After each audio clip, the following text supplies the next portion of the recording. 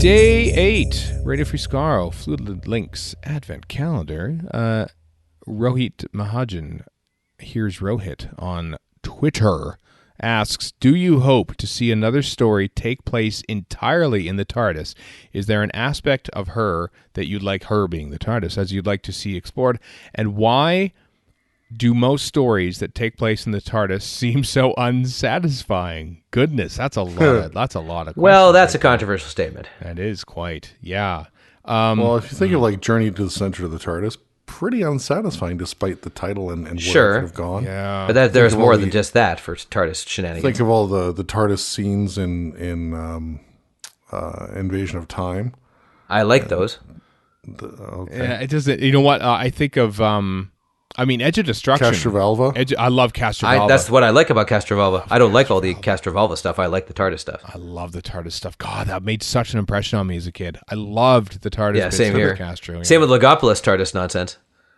Yeah, there's some stuff in there. Inside the spaceship, though, yeah, sure. Inside the spaceship, Edge of Destruction, behind the sun, or whatever the hell you call it, Serial C, we'll call it. Yeah, that was spooky What a and moody. pretentious thing to say. Yeah, even though it was like in one room, essentially. That's like midnight, essentially. 2 rooms. Doctor. Well, I said essentially, you know. But for something that came out of necessity because they needed a 2-parter to round out a 13-episode order. Yeah. I mean, it was really, really good at the time. It still is quite good. It was really good. It's one of my favorite Hartnell stories, in fact. It is. I know it's time-filling nonsense, but I always love when the Sixth Doctor is screwing around with something behind a roundel. Oh, I know, yeah. Well, he does that a lot in the Sayward Cybermen days. Yeah, because Sayward doesn't want the Doctor anywhere near the story, so he could tell it on his own merits before the Doctor comes in and screws it up. So he's busy. Oh, let's fix the time rotor or something. Let's strap ourselves to the console for no reason and time lash, or let's go in mood lighting and burn supper and Vengeance on Varos. Yeah, they just sort of hang around in the TARDIS without doing anything, as long as they do something, but not something like silly, like. Basically, if you're going to spend a whole episode in the TARDIS, and, you know, bless the late Michael Pickwood, who was an excellent designer and stuff, but really what he needed to do when he designed the sets for the TARDIS for Journey to the Center of the TARDIS was just copy and paste from 1983 so that we could just see that TARDIS set over and over again. Now, because we say that. Yeah, many people who've never seen the classic series couldn't care less about that. I know. So, but and they're just as legitimate a watcher as we are. Yeah. Because the first time there was much in, like the first time we saw like corridors and stuff was that the Doctor's wife? Yeah, it was. No, it was. So, yeah. We saw quarters. Yeah, that's right. It was too, wasn't it? Yeah, when they had to find a way to put Amy and Rory in some sort of strife while the actual story took place around them. Yeah. No, the exact opposite of that is when the console. I don't remember which story this was. Maybe Day of the Daleks. Maybe not.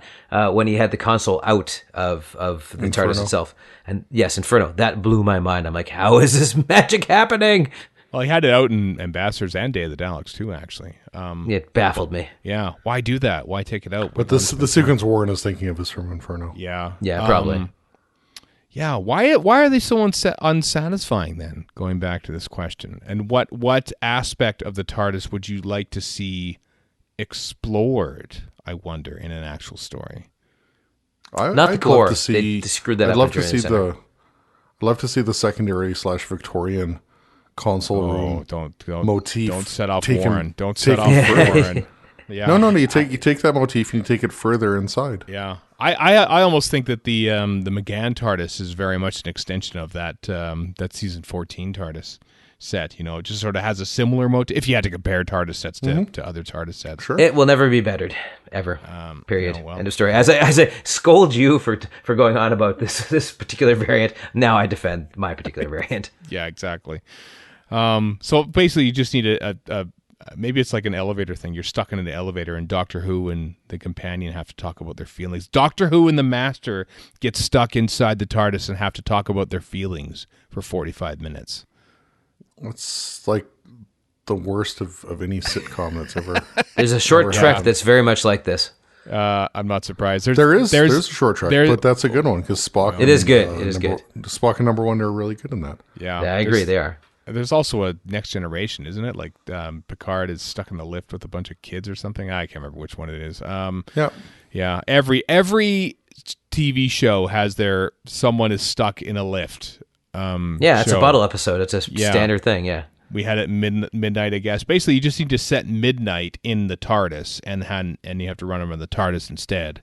And the consoles change as you go, just to keep things fresh.